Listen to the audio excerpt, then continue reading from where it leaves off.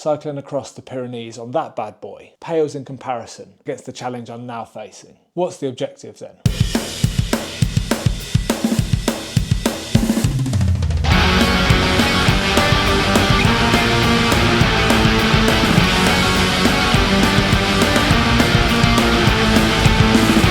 That was 260 kilos, and I'm going to try and go heavier than that this year. That was done when I was a newbie PT with plenty of free time on my hands and hardly any clients. Now, thankfully, my business has really picked up and I have a lot less time to spend on my own training than I did back then. So for me, it's absolutely essential to get as much work done in the shortest time as I possibly can. It's probably going to take me 4 months, and I'm probably going to have to put on about a stone. My number one priority is getting strong as possible on a deadlift. But I'm doing other things as well. So yesterday I did some squats and some cable rows, I think. Anyway, the footage is going to be playing now and you can see what I actually did. It's more than a little bit embarrassing to film myself when I'm in the gym, but I'm just going to have to get over that embarrassment because I can't show you what I'm doing without recording what I'm doing. At the moment, progress looks like every week adding some weight and trying to keep the reps at about the same. I won't be able to do that forever. And I'm going to lose some reps as the weight gets heavier.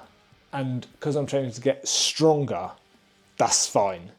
If I was training to get bigger, I'd want to keep the reps high as possible.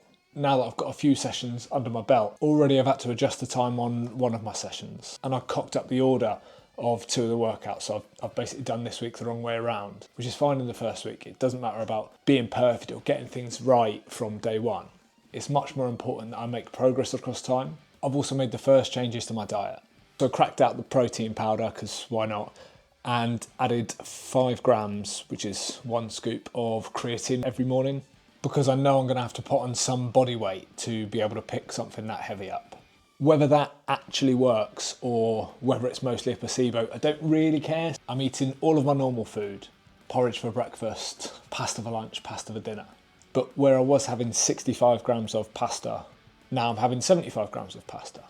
So I don't have to really spend any thinking time about what am I going to cook, what am I going to eat. I just have to eat a little bit of a bigger portion, which is pretty easy to do. Something I've really learned from exercise is that hard work over a period of time really does pay off. And I apply that everywhere in my life. But even though I know it in my head, and I know from experience what can happen in 4 months, doing a set of 12 deadlifts at 130 kilos and thinking, how am I going to more than double this in 4 months? It still feels intimidating.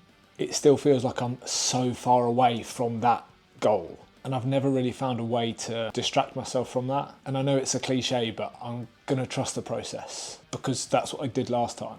And I see so many people trying to overcomplicate the things they do in the gym. And I've got to do this and this, and I've got to do this exercise for my upper bicep and my inner chest. I'd way rather do something that might actually be slightly worse in reality, but that costs me no mental effort and I can just hammer away at it knowing this is going to be pretty great, rather than not getting started because I'm worrying about every little intricacy and twisting. And anyway, it is Thursday the 27th of February and I've got my final workout of the week later on today. No aches, no pains, I'm feeling good and so far feeling confident that I can beat the 260 this summer. Peace.